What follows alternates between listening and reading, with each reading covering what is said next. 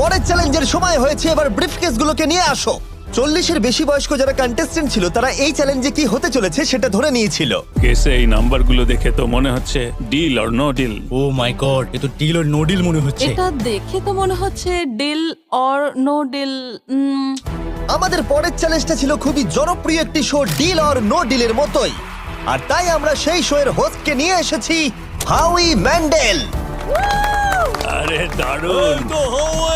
40-এর বেশি বয়স্করা হাউইকে খুবই ভালোবাসতো। Thank you please. 14, তুমি নিশ্চয়ই একে চেনো না? তুমি কি আমাকে চেনো? দাঁড়াও দাঁড়াও, আমি চিনি। তুমি কি কোনো মিউজিক আর্টিস্ট?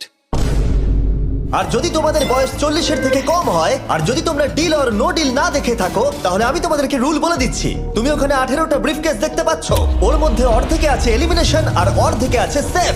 আমি চাই তুমি একটা নাম্বার বেছে নাও। 14। এটা তো বেশ ভালো। ব্রিফকেসটা খুলে ভেতরে দেখো